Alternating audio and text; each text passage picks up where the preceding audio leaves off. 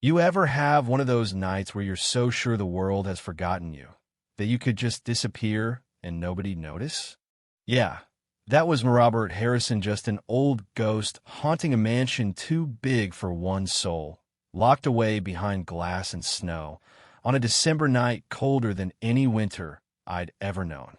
For 20 years, I'd watched life happen through a window, legs that wouldn't move, heart that wouldn't hope, and a silence so thick it felt like it might choke me if I ever dared to speak. I remember, once upon a time, I had it all: money, power, a wife people envied, friends who hung on my every word. But when a car crash left me paralyzed, all that gold turned to dust. My wife, Diana, stuck around for 5 years, then packed her bags when my bitterness got too heavy to carry. My mother, Eleanor, tried to keep in touch, but I pushed her away with stubborn pride and a grudge against the whole world. Calls dried up, visits ended, and I learned painfully just how conditional most people's love can be. So here I was, middle-aged and wealthy, but so empty it hurt to breathe.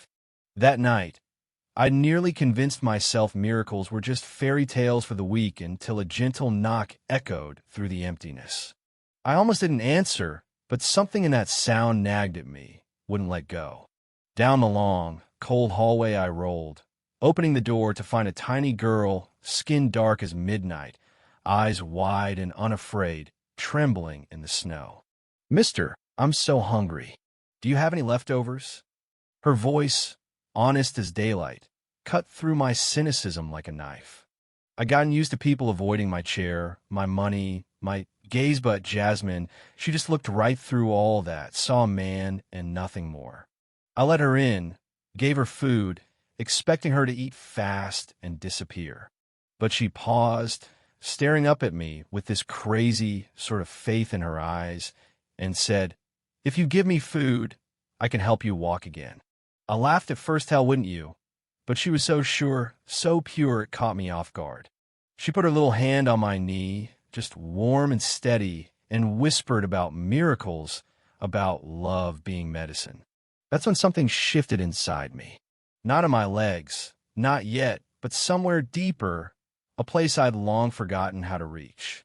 She gave me a flower, wilted, but beautiful in its sincerity, and left me more unsettled than I'd been in years. The next day, I told Sophia, my old housekeeper, about Jasmine. She bristled, muttered warnings about people like that, and for the first time, I saw how her loyalty came laced with prejudice. That hurt more than I expected. Still, Jasmine kept coming back, always with a smile and a small gift, always asking about my pain, always believing, truly believing, that hope could fix what doctors couldn't. One evening, Jasmine's mother, Margaret, showed up at my door, tough, proud, eyes like steel. She was scared, angry, protective, as any mother ought to be. She accused me, not with malice, but with the pain of a black woman who spent her whole life defending her child from a world eager to misunderstand. I explained as gently as I could and invited her to see my home for herself. After much back and forth, she agreed. On her terms, Jasmine's safety came first. They would contribute to the household, and if ever I wanted them gone, they'd leave with dignity.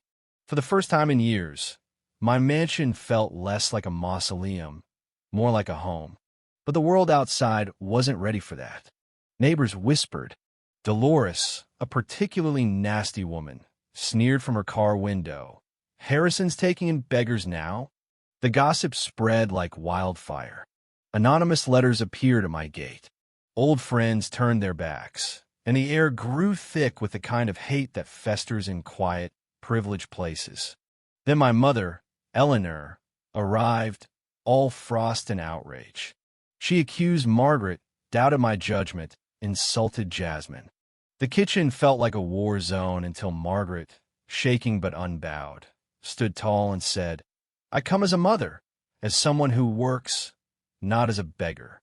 For the first time, I found my voice told my mother plainly that my life was my own, and if having Margaret and Jasmine under my roof meant losing the approval of polite society, so be it. That night, I knew the walls around my heart had finally begun to crack. Yet even as we tried to build something new, betrayal festered inside the house. Sophia, whose loyalty I'd never questioned, was feeding lies to my ex-wife Diana, twisting every act of kindness into evidence of some sinister plot to steal my wealth. When Margaret confronted her, the hurt and rage in her eyes nearly broke me. I realized that sometimes the deepest prejudice hides behind a mask of devotion.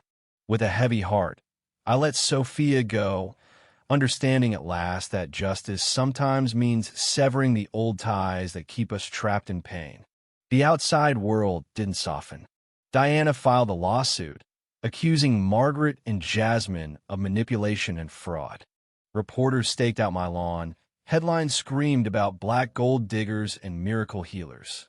It all came to a head in court, where Jasmine, just 6 years old, stood on the witness stand, wide-eyed and honest, telling the judge, "I only give Mr. Robert flowers. Flowers make people happier than money." That simple truth cut through all the noise. The judge ruled in our favor, dismissing every accusation. But the real miracle wasn't the legal victory. As weeks passed, under Jasmine's gentle encouragement, I started to feel a tingling in my legs, a warmth I believed forever lost. My neurologist was stunned, couldn't explain it, chalked it up to the impossible power of hope and love. Reporters came, people changed their minds, and for the first time, our little family stood together not as objects of pity or scandal, but as living proof that faith can heal even wounds no doctor can touch. Not everyone came around. Some neighbors held on to their hate. But inside our home, trust and forgiveness took root. Even Eleanor changed, apologizing to Margaret and Jasmine, vowing to protect them as her own. When I finally found the courage to ask Margaret to marry me, she smiled through tears, and Jasmine squealed with joy. Our wedding became a community event. People who once judged us lining up to apologize, to learn, to celebrate. Now, when I actually walk beside Margaret, with Jasmine scattering petals ahead, I feel something bigger than any miracle medicine ever promised. I feel a family.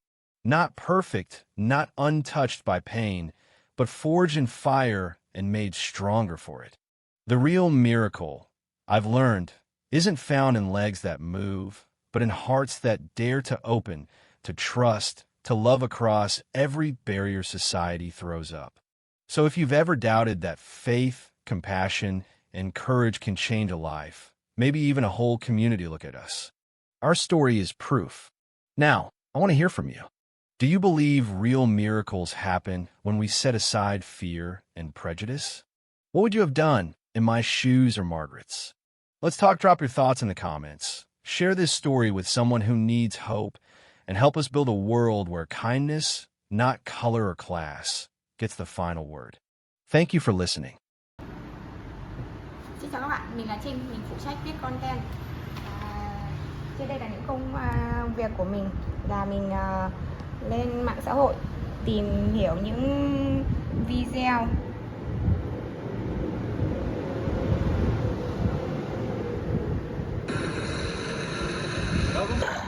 Thank you, man. Hey, if you guys have any trouble, let somebody know, please. After the tree to hold on to. Yeah. Yeah, use the fence.